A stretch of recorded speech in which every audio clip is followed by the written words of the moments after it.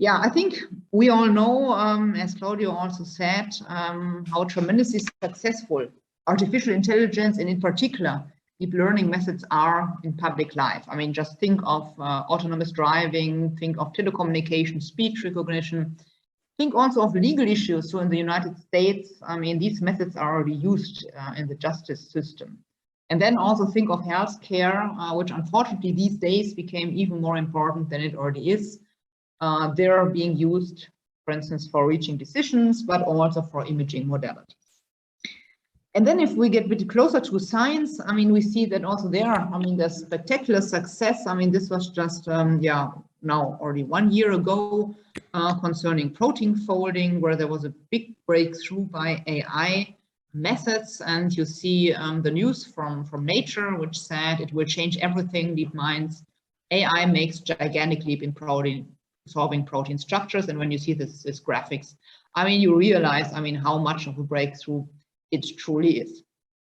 And then, I mean, if you get now closer also to mathematics, I mean, what we witnessed was the area of inverse problems imaging sciences was the first which was affected and very quickly embraced these new methods. I mean, that started around 2012, and here are a couple of examples for applications where this turned out to be very useful and sometimes easily reached the state of the art.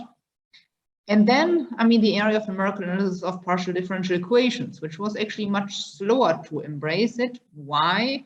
Well, I mean, imaging sciences, there you don't have a physical model for what an image is. So these approaches are much more, let's say, accessible to learning methods. For PDEs, it's actually not that clear why you need it. I mean, a PDE is a rigorous physical model. What is there to learn? But what turned out is that in the high-dimensional regime, neural networks are to some extent able to circumvent the curse of dimensionality. So therefore, in that regime, it turned out to be now extremely useful. And so then, I mean, since 2017, you see that research really accelerated. But then on the other side, I mean, you also realize that these methods are not without fault. And so, I mean, and without problems. I mean, it was very prominently stated in 2018 during one of the big AI conferences by Ali Rakimi, who actually won a prize. And during his plenary lecture, he said, I mean, these type of methods where computers learn have become a form of alchemy, and most things were, in a sense, trial and error, and a profound theoretical foundation would be completely missing. This raised a big discussion, but I mean, it is certainly also true that these methods are not without fault. So there are articles which you can also find online where you realize that there's a huge problem with trustworthiness. So for instance, in autonomous driving, maybe you've already seen, certainly, I mean, these cars react to traffic signs, but then if you put stickers on those in a certain pattern, then the car might make suddenly a very different and wrong decision. And so this kind of robustness problem is certainly, I mean, right now, one of the major obstacles in this area. And all of this, when research accelerated in imaging sciences concerning using AI type methods, I mean, there was this article which I can recommend you still, I mean, to read, although it's from 2017 in Science News by Mickey Elat. I mean, he said, deep trouble, deep learning's impact on image processing, mathematics, and humanity. So he talked about this problem. There are these powerful methods where we don't have a rigorous theoretical foundation, which easily beat the methods we worked on for tens of years and where we have error bounds and everything. So what do we do in a situation like this? And so most people now, I mean, in a way, pursue also contributing to the theoretical foundation of such. And so in that sense, I mean, I see two main challenges in this area for mathematics. There's mathematics for deep learning, which asks for, I mean, can we derive mathematical understanding of deep learning? Can we use this to solve some of the current problems of this approach? And on the other hand, deep learning for mathematics. So can we use these new approaches, these new techniques for mathematical problems like imaging problems, or also developing solvers for partial differential equations. And as said in this talk, I mean, I will focus mostly on this part. And I would also like to give you an introduction, a short introduction again into deep neural networks, also to have a consistent notation later on. And also I would like to show you what, from my perspective, are the key research directions which need to be pursued these days and which are also now, I mean, extensively pursued by various groups. Okay, so that's the plan. So let's delve deeper into deep neural networks. I mean, deep neural networks are nothing new. I mean, some people might say, I mean, this is something which is now very recent, but in fact, this is already very old.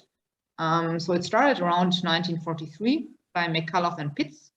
They wanted to develop an algorithmic approach to learning, and the idea which they had was very smart. I mean, certainly the human brain is very good at learning. So what better can you do than to mimic the functionality of the human brain? And their goal was already very ambitious. They wanted to create at that time already artificial intelligence. Now, if we think back to our high school class in biology, so what is a human brain? Well, you have neurons which you connect to a neural network. So the first task is certainly to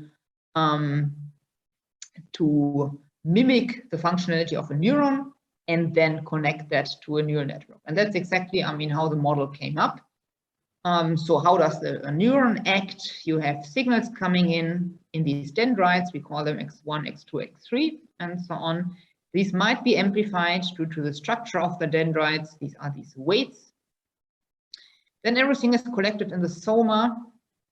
So what is collected here is the sum over xi, wi, and then the soma needs to decide whether to fire or not and to which extent, and fire a signal to the next neurons which are concatenated here. And this is decided by a bias. It's decided depending on whether the sum is greater than b or less than b, and either the neuron outputs a 1 or a 0. Now, I mean, this seems very simple.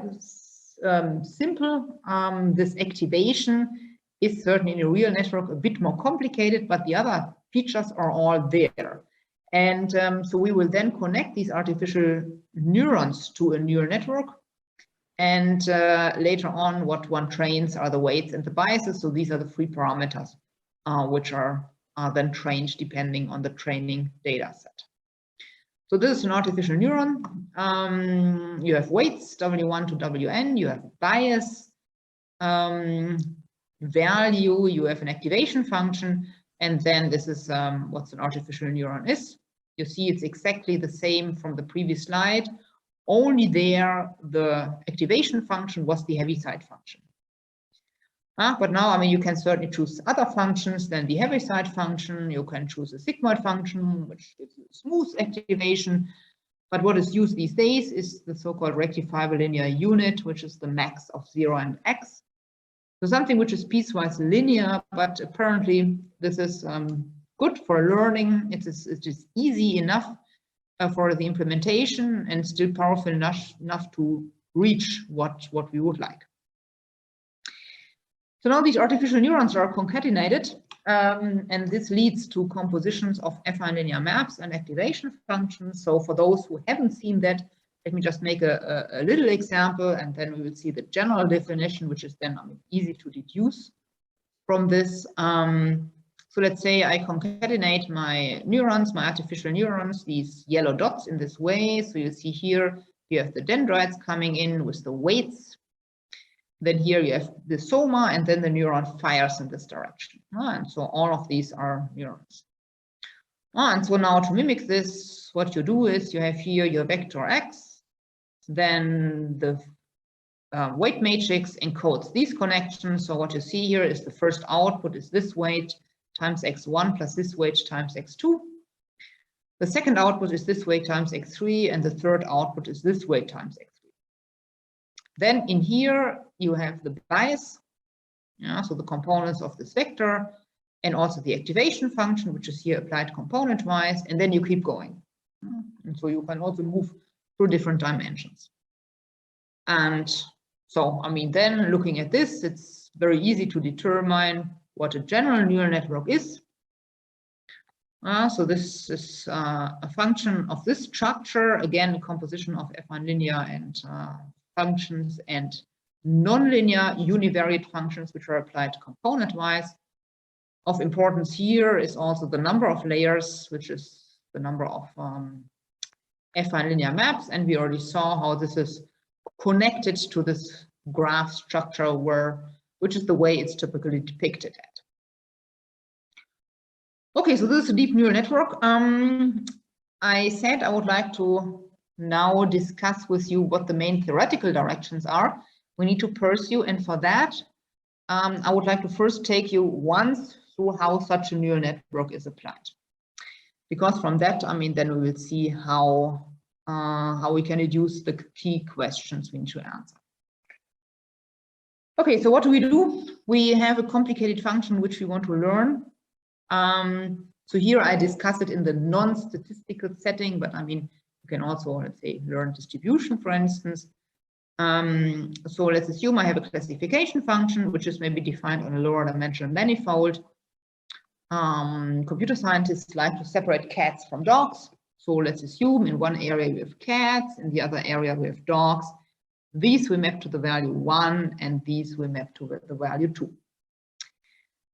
From this function, we now have sample values, meaning images and their label, either 1 or 2 in this special example, or in general, this function. And then these samples we split into a training and a test data set. The training we use, well, as the name indicates, for training. The test data set we set aside. Then the next question is, or the first question maybe is, we now need to decide upon an architecture of a neural network which we then want to train. So we need to decide how many layers to take, how many neurons in each layer, which activation function. It is also known that fully connected networks are often hard to train, so one might want to pre-select certain entries of these weight matrices to be already set to be equal to 0. Yeah, so you see a lot of things to decide. Then, once we have decided upon the architecture, already mentioned, we now need to train it, meaning we need to learn these affine linear functions, so the weight matrices and the bias vectors. And we do this by an optimization problem. And what we aim for is that the neural network evaluated in these xi, yeah, remember a neural network is just a function. The neural network evaluated in these xi coincide or is close to the f of xi, and the closeness is given by a loss function. So it could be, for instance, a square loss. Yeah, so the difference squared. Then maybe you would also like to put additional constraints on the weights and the biases, maybe impose sparsity. That's why sometimes you add a regularization term, and for instance, you could put the little L1 around here. And you then seek to minimize this function. Now, a very common method to do that is gradient descent, but you have a slight problem here because this m is typically in the millions, and you certainly do not want to compute a million gradients. So what is done is randomly in each iteration, one or a batch, say, a couple of these xi's or i's are selected, and the gradient is only computed for those and then used in some sense as an average. Therefore, what is applied is then called stochastic gradient descent. Okay, so once you've achieved that, you solved your minimization problem, you get a network function, and then you're wondering how close this network function is to the f which you want to learn. And this now you check by the test data set. Yeah, so you now apply the network function to xi and hope that then you get f of xi. And note, during the training process, the network was not exposed to the test data set, so these are completely new images. And it is the question whether the network can transfer what it has learned now to this unknown data. And this, program works extremely well. And the two main reasons why it works that well now and why it didn't work that well before, around 1943, is first of all, we have a drastic improvement of computing power. So we can train neural networks with hundreds of layers. So the deep is a key part, and it's also not understood yet completely why, from a theoretical viewpoint, why deep neural networks are so much better than normal or shallow neural networks. And secondly, I mean, we live now in the age of data, so we have vast amounts of training data available. Still, I mean, even with that, it's in some sense a mystery why things work, because I mean, let me just show you two things which show you how delicate things are. I mean, the first is what happens is that neural networks do not typically overfit. And that is a great surprise. So what is overfitting? Let's assume I would like to separate these two sets. So these green dots and the blue stars. If my network is not expressive enough and it can just explain hyperplanes or lines, certainly I cannot separate these two groups. And then if I have a new sample coming in, I would with very high probability misclassify it. If I have now a bit more flexibility, and so my neural network, for instance, has more parameters, maybe I can get a separation of this type, which seems to be extremely good, because this might be an outlier here. But then if the network has too much flexibility, it could be that it wants to do its job too good, and so enclose the data too closely. And then you see the problem. If now a new blue star is coming in here, I mean, it might be misclassified because this was an outlier. So this is called overfitting, enclosing the data, given the training data too closely so that you cannot generalize to unseen data. And neural networks do not do it. And so this is what causes what's called double descent curve. So on the left-hand side, you see the classical statistical learning, let's say, graph, which classical learning theory can explain. Here you have the size of the network. Think of the number of parameters. Here you have the error, or the risk. And certainly, the more parameters you have, the training error goes down. And you solve your minimization problem better and better. But then concerning the test data or the test error now, it will get better first, but then it will increase. And that is exactly when this overfitting happens, because then it might not be able to classify, for instance, if you have a classification problem, the test data correctly, because it did its job too good. But what happens now with neural networks is that at some point, when you still keep increasing the number of parameters, this test curve again goes down. And that is the big mystery. So in the highly over-parameterized regime, you see the test error then is again very low. And so there's no theory which can comprehensively explain this phenomena at this point. Another maybe mystery is why stochastic gradient descent works that well. Because, I mean, we have here a highly non-convex problem. And you see, I mean, for instance, here you see an energy landscape over which you optimize with two minima. And if you do your normal gradient descent, I mean, you get maybe a path like this. But if you do stochastic gradient descent, because of this stochasticity, I mean, the path might miss one minimum and end up in the other one. And that seems to be also very unpredictable. So you see how difficult it is to actually analyze stochastic gradient descent. And then if you think of analyzing over a landscape of this type, you can imagine that it's actually, I mean, extremely problematic to get rigorous, I mean, and comprehensive theoretical results in this direction. Also taking into account, it's not even clear which of the local minima might be the best for the generalization. Still, let's think about what are the key theoretical directions. The first is what I might term, or not I might term, it's termed, I have to say, expressivity. Yeah, remember when we discussed the training process, we said we need to decide upon the architecture in the beginning. And it's not clear which architecture to best choose. There's actually not much rigorous, let's say, guidance. It's a lot of trial and error, how many layers to take, how many neurons in each layer. And so this area of expressivity aims to tackle this and put it on solid theoretical feet. So areas which are involved there are, for instance, applied harmonic analysis, approximation theory, and so on. Yeah, and in fact, expressivity just means approximation.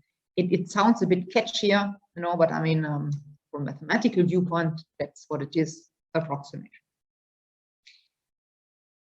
The second is learning or optimization. So typically stochastic gradient descent is applied. The problem is highly non-convex. And the question is, why does this algorithm now converge and also converge to good local minima? And so also a lot of research goes in that direction. Even areas like algebraic differential geometry, people are jumping into that optimal control optimization. So I should say the area of expressivity is much more developed, and the area of learning not that much. I mean, expressivity people already started when shallow networks were studied in 1942. And then maybe the most difficult one, I mean, some people say the holy grail of deep learning is generalization. Yeah, so why do large networks not overfit? Why do we have the small test error in the highly over-parameterized regime? And also questions like, what is the role of depth? Why do neural networks generalize that well to unseen data if they are very deep? Also, that is not understood. And so this is the least explored area, one can say. And so it's based on learning theory, probability theory, statistics, and so on. And if you view a deep learning problem as a statistical learning problem, you know you have three components. You have the approximation error from the hypothesis class. You have the error from the algorithm itself. And then you have the error, the out-of-sample error. And these are exactly the three components of the error of a statistical learning problem. From my perspective, I find another area also very exciting, which is explainability. This tackles a different question. So here we already have a trained neural network. We don't know how it was trained, and we want to analyze how it reaches decisions. So it reaches the decision, and I would like to know which features of the input data are important for that decision. In that sense, to explain the decision, the argument of the neural network. And so that requires areas like information theory, uncertainty quantification, and so on. But I mean, there's barely any mathematical theory right now. I mean, the problem here is also that it's not clear what you would like to have as an explanation, and it's very hard to even model it at that point. Still, I mean, this is an area which is extremely important in practice, and I find it in that sense, I mean, very, very exciting. Then, on the other hand, so this was, let me go back, mathematics for deep learning. On the other hand, we have deep learning for mathematics. And so here we have the first, this I already mentioned, are inverse problems. So using deep learning algorithms for inverse problems, you can there ask, I mean, and this is one key direction also these days, to not throw everything overboard and just use the learning algorithm, but to combine it optimally with model-based approaches. Because if you know the physics of your problem, why throw it overboard? Why let the neural network learn everything new, which you already have? Yes, so it doesn't make much sense, and also it actually improves significantly the end result. And also, I mean, I think a very general question, I mean, which people usually ask is, are neural networks capable of replacing completely highly specialized numerical algorithms? I mean, right now, they don't completely, I mean, they don't actually, but it could be if computers are more capable in the end that, I mean, in that sense, neural networks, you could maybe take away the physics and learn everything with a neural network. But I mean, we are not there yet. But I mean, so these problems are attacked by imaging science, inverse problems, techniques for inverse problems, micro-local analysis. And so let me just show you one example we worked on, and I hope this shows you how powerful these methods really are and why imaging science is that excited about that. This problem comes from medicine, from computed tomography. And the forward operator here is the radon transform, if you haven't seen that. So this is what a CT scanner does. If you haven't seen that, I mean, if you have a human body, what this computes, you see, are line integrals. And so if you compute line integrals at one angle, what you get is a one-dimensional function. And so this gives you one slice of the sinogram. And then you rotate. So you rotate, you measure now at different angles. So you rotate around the human body, and that way you fill the sinogram. But there are often physical constraints which do not allow you to do the full 180 degrees. So that means you are missing an entire block of data. And then from this, you need to recover the interior of the human body, which is very challenging, as you can imagine. It's different from low dose CT, where you maybe only have every second angle, because certainly it's much more difficult if you have an entire block of data missing. And so an approach we pursued, and we found in that sense reasonable that here we drive model-based methods as far as they go, and then only then complement it with neural networks. So in that sense, use neural networks only when they are really necessary. So here we solve this with sparse regularization using shearlet. So I don't want to go into the details there. I mean, it's one technique to solve inverse problems. And then those parts which are missing, we then learned with neural networks and combined both worlds. And so results you can get are then of this type. Here, a 60-degree missing angle, or a 60-degree angle is missing, which is actually huge. And if this is the original, then if you use, let's say, a crude classical reconstruction method, this is what you get. You see, I mean, all these artifacts here, it's very smeared out. If you do a better, still model-based reconstruction, sparse regularization with shields, you get something like this. But still, you see, I mean, it's smeared out here, and you don't see any clear structures in these regimes. Then if you only use a neural network without taking the physics into account, you can actually already do a bit better. You see that here. So that is using a neural network on the entire image. But then if you combine that, as I said, first using the model-based approach as far as it goes, and then complementing it with neural networks, you get something like this, which, I mean, I hope you agree is significantly better than all the previous ones.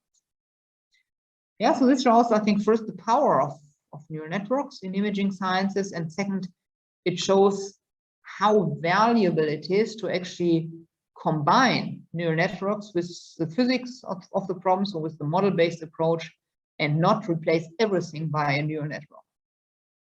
Which sometimes, I mean, people discuss, and then if I talk with some students one time in the US, I mean, they said, well, I mean, why do I need to learn still, I don't know, physics and chemistry and all these things? I can let my neural network learn everything. But here, I think this shows that indeed, I mean, the physics is extremely valuable, and you can do much better than if you combine it in an optimal fashion. Okay, so this is now coming back to deep learning for mathematics. Inverse problems, and the second is partial differential equations. And again, I mean, there you can now ask, why do neural networks perform that well in the high dimensional regime? And certainly in this area, these are techniques you require.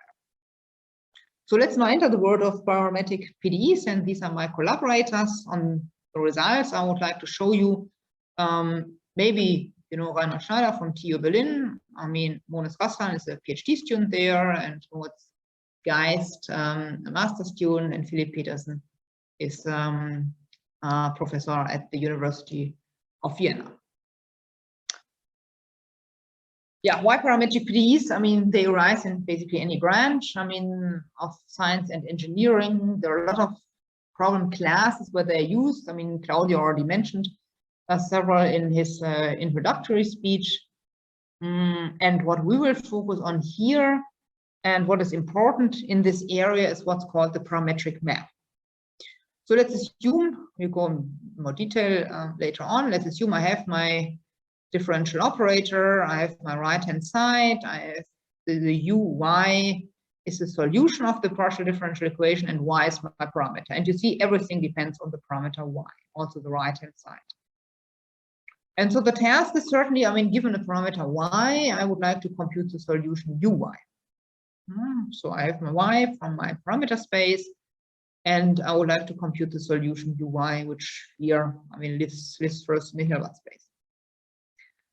And often you have multi-query situations where you need to compute that numerous times. For instance, if you have design problems, you always change these parameters slightly, and each time need to compute the solution. And if your parameter space, for instance, is very high dimensional, this could cause a problem. And so the cross of dimensionality might come there into play. And this will be the main question. Can we actually compute the parametric map by neural networks? So let's be a bit more specific. The variational setting, I mean, this is the parameter dependent equation, which we will take a look at. So here my y is a parameter set. It's compact and it sits in Rp, where P is very large. H as well, I mean, it's usually a Hilbert space. The By is a bilinear form. We ask it to be symmetric, universally coercive, and uniformly continuous. The right-hand side should be, well, I mean, yes, the y indicates parameter dependent and also uniformly bounded, and uy, as I said before, is a solution. Also, what we assume is that the solution manifold is compact. Now, what you typically certainly first do is you do a high fidelity discretization. Let's do that also here. So our high fidelity space will be denoted by UH, and it shall have the dimension, and the dimension will be denoted by capital D. So capital D is my dimension of the high fidelity discretization. UYH is the solution in UH. Yeah, and so Stia's lemma tells us that the solution is the best approximation of uy by these elements. And you can also write down how it looks like. I mean, the Galerkin solution is if I denote basis for UH by phi I, where I goes from 1 to capital D, then the solution satisfies this equation. So I can write it in terms of my basis, and the coefficients I can obtain in this way, where here the stiffness matrix looks like this. So the bilinear form, and I plug in the basis. And the right-hand side vector is this fy also applied to the basis vectors. Yeah, and I mean, so this you can get very easily from this equation just by using the basis vectors. So that's very standard. So now, I mean, instead of wanting from a parameter to get the UYH, we can certainly ask, if you know the basis, to also get the coefficients. So the parametric map now looks as follows. From given a parameter, I would like to compute this vector UYH. Which is a vector in RD. Yeah? So it's back, I mean, so this vector. And so the question I'm now asking is, can a neural network approximate this parametric map? The advantage would be that, I mean, after training, you can very rapidly compute the map, and it's a very flexible approach. And you can ask questions like, I mean, first of all, does there exist at all a neural network which does the job, which approximates this map, so which approximates the UYH, if I apply it to Y? So this should be phi applied to Y. And then also, how does the complexity depend on P and capital D? Capital D being the dimension of the high fidelity discretization, P being the dimension of the parameter space. I mean, then you would need to also analyze, I mean, technically the learning process and the generalization ability. This is still out of reach. So then we complement that with extensive numerical experiments. And certainly we are not the first to use neural networks for PDEs, or here for parametric PDEs. For PDEs, as I said, research accelerated since 2017. Typically, what is done is to approximate the solution of a PDE by a neural network.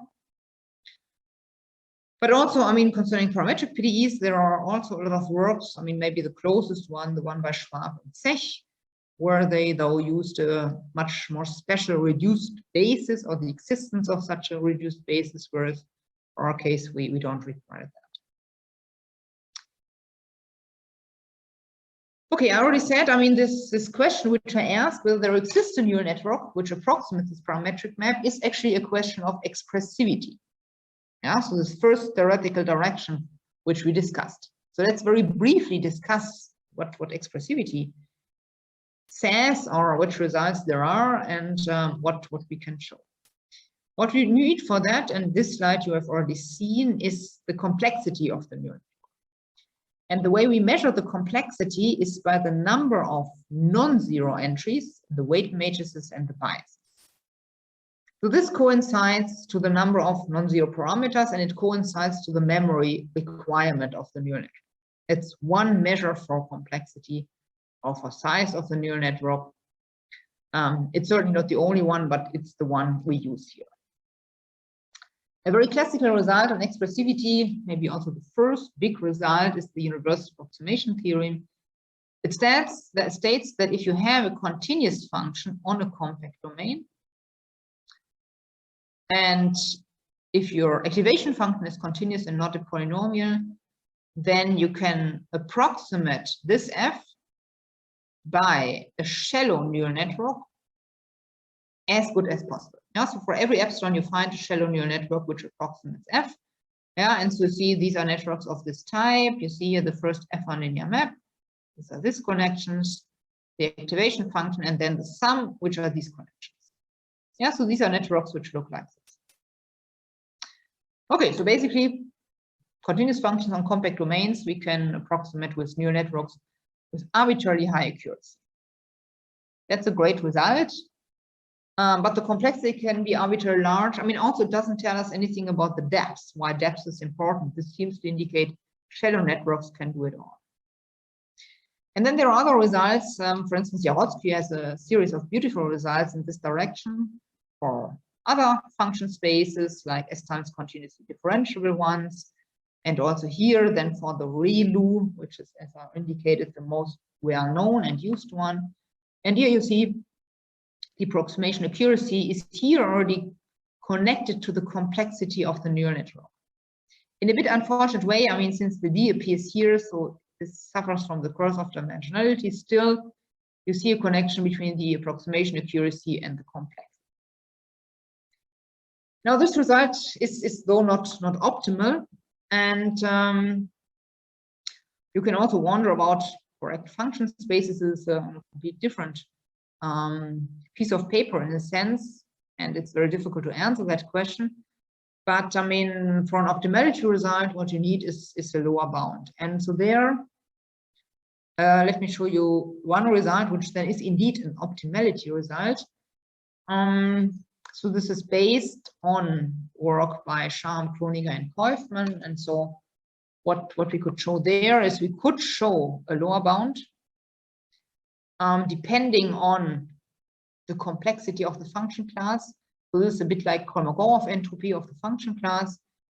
And we would then show that this lower bound is reached by mimicking classical approximation theory by wavelets and shearlets and so on, and bring it into this world. So there is a lower bound, and we can then construct optimal memory efficient neural networks.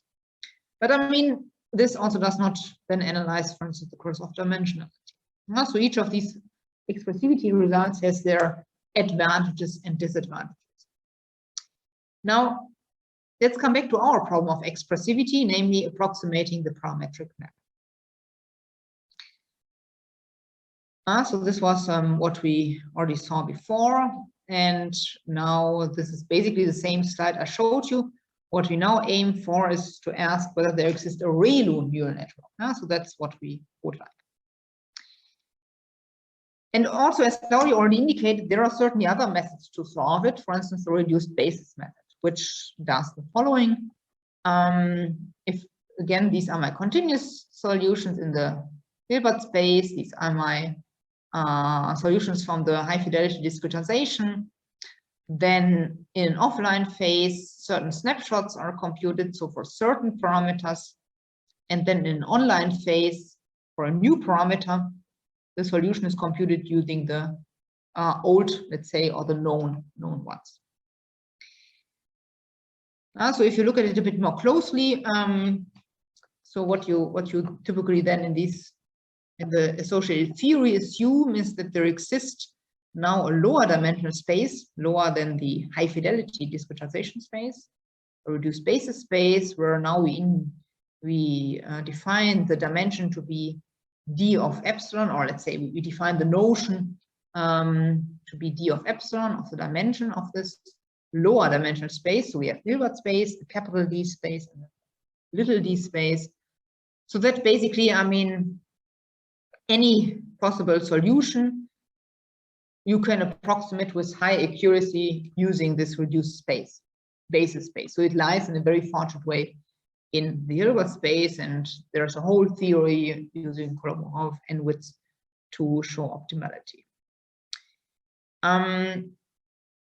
And certainly for the space, you can also define a basis, and you can transform your basis from the high fidelity discretization to the reduced basis by a transformation matrix capital D. And so then, I mean, you can also do the same with the stiffness matrix, and with the right-hand side, bring everything from the high fidelity situation to now this lower dimensional situation, and that way also get a Galerkin solution now for the reduced basis situation. So you can write it in terms of your reduced basis, so the also known basis for your reduced space. You can then transform it to the basis of your high fidelity discretization, and then also you see here transform the stiffness matrix on the right hand side. Okay, so now, I mean, again, the question is, can we approximate the parametric map? And so what we can now show is the following. If you have the following two assumptions. So the first assumption is a very natural one. So it basically is the same assumption that there exists a reduced basis or a reduced space. And so this term, which you see here, is exactly the term which appears in here. So this basically says there exists a reduced basis space which lies in a fortunate way in your Hilbert space. We then you need two more assumptions on the stiffness matrix on the right hand side, namely that they can be approximated by neural networks with a certain accuracy, and these neural networks should be complexity wise bounded, but note that here you, for instance, only consider the forward operator, and there are also various examples where you can show that this can be indeed done. If these hypotheses are fulfilled, then you can indeed show that there exists a real neural network of a size, and now you see the size is benign in the way, I mean, the high fidelity dimension appears only linearly, and well, the epsilon appears also in a fortunate way, and the low dimension just cubically. Yeah, and so there exists a neural network which now approximates the parametric map with arbitrary accuracy for any parameter value. We also have a continuous version, which is basically, I mean, very similar. So now, I mean, you approximate the continuous solution. And I mean, the hypotheses are fulfilled, for instance, for the diffusion equation, linear elasticity equations, and so on. I don't have time to tell you about the proof because I would like to also show you the numerical examples. Let me just say, I mean, the main task of the proof is this term, which you already saw before, to approximate this by a real neural network and control the size. And you do this in several steps. You first use a neural network for doing scalar multiplications and control the size. You then use a neural network for approximating the multiplication of two matrices, controlling the size, then inversion, controlling the size, and then you bring it to the, let's say, general problem with all different terms, each time controlling the size. So these expressivity results are usually very constructive. So if you think of constructive approximation, that's basically what expressivity is. Okay, so let me finish with some numerical experiments. You see, I mean, we have now this, yeah, I mean, I think enlightful to some extent approximation theoretic results. But the question is how realistic they are later on in a real world application. I mean, because for instance, I mean, you sample later on and you train your neural network on different samples. So the question is, how does it relate now to this more continuous world approximation theoretical results? Also, the estimates are asymptotic. And our goal was to set up an extensive battery of numerical experiments to analyze the approximation theoretic effect and also the performance of the learning problem in practice. And you see, I mean, certainly there's a difficulty how to compare different tests because I mean, the training procedure might be different, the optimization procedure. And so what we did was therefore, for each experiment, the architecture is, or not for each experiment, for all experiments, the architecture is the same and is fixed. We will ensure independence of the sample generation, and we have very, let's say, consciously ordered different test cases, so to have really fair comparison. And we wanted to test the hypothesis, which you see here, that the performance does not suffer from the cross of dimensionality, that it is sensitive to parameterization, and even in the non-affinely parameterized situation, that learning is efficient, which is a problem also, which is a problem for standard methods. And I mean, so there are other results, but I mean, all of them are very different from what we did. Either people test this on imaging sciences applications, or these are numerical studies for parametric PDEs, but very different and let's say not that extensive as we did. We looked at the parametric diffusion equation, which you see here. And as said, we aim to learn the parametric map. We very different aspects, the type of parameterization, the dimension of the parameter space, the P, the complexity of the hyperparameters. So we have there a lot of flexibility in that sense. And yeah, so to look at it more closely, I mean, so this is the parametric diffusion equation, which we aim to analyze. So the parameter is defined in this way. So this is the right-hand side. Yeah, and so what we do is we test affine parameterizations and these three cases. So if you're closer to the area, maybe you have a bit more insight on, and you're very familiar with this. So trigonometric polynomials. So this always relates to these AIs, chessboard partition cookies with fixed radii. You see here basically the functions, and then also non-affine parameterization cookies with variable radii and clipped polynomials. This is the setup. We have a finite element space with, well, I mean, admittedly not such a fine grid, 101 times 101 points. We have always the same neural network, I mean, meaning the same architecture, input layer, output layer, and the intermediate layer, activation function. Training procedure is fixed. The loss function is fixed. Optimization is fixed. And the dimension of the parameter space will vary up to 91. And so here is the first result for trigonometric polynomials. What you see here is the parameter dimension P. And this is the relative test error. Sorry, so this is the relative test error. And what you see is that it behaves somehow linearly. Yeah, the relative test error depending on the dimension. So what you do not see here is any effect of the cross of dimensionality. Chessboard partition is a bit more difficult, but you see here, I think, quite beautifully also, again, the more or less linear relation between the parameter dimension and the test error. And here you see the training procedure, which you see is also very benign. Now, although we always have the same architecture, I mean, the training goes very smoothly. Training error very nicely decays.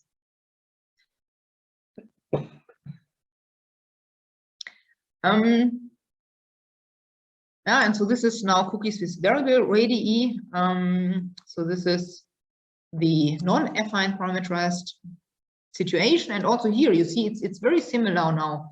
Can be very similar treated as all the other cases. Again, we have this linear relationship, and again the training is very smooth. Yeah, so here you, in that sense, you don't see much of a difference between affine and non-affine parameterization. And so, I mean, concerning these hypotheses, the first hypothesis, we can say this is true. The performance does not suffer from the curse of dimensionality, at least in this battery of tests, which we did. The performance is sensitive to the parameterization that we also observed. And learning is also efficient for non-affine parameterized problems. So there's actually no fundamental difference between the performance of affine and non-affine parameterization. So let me conclude. I hope I showed you, I mean, deep learning and deep neural networks show impressive performance, but I mean, it's exciting time for mathematicians because the theoretical foundations is largely missing. There's a lot of also new mathematics needed, concerns, I mean, various areas in mathematics. And the main directions from my viewpoint, mathematics for deep learning are expressivity learning, generalization, explainability. Then the other direction, deep learning for mathematics, I showed you one small example. In the area of inverse problems, we then delved a bit more deeply into parametric PDEs. I showed you upper bounds on the complexity and these extended numerical experiments, which in some sense showed that these expressivity results, in a certain sense, also carry over to the real world and practical situation. And let me finish with some, let's say, key directions or key problems we think, and I mean, we wrote a survey paper in this area, we think need to be solved to really put deep learning on solid feet. I mean, one key problem, as I already said, is the role of depth. Then concerning expressivity, what effect does the network architecture has? Why does stochastic gradient descent converge to good local minima? Then the non-overfitting problem. And from the PDE viewpoint, why are neural networks able to beat the curse of dimensionality in high dimensional regimes? Which features of the data are learned, and also maybe in the end, can neural networks replace numerical algorithms completely? So I think there are exciting future perspectives for mathematics, and with this I'd like to conclude, and thanks a lot for your attention.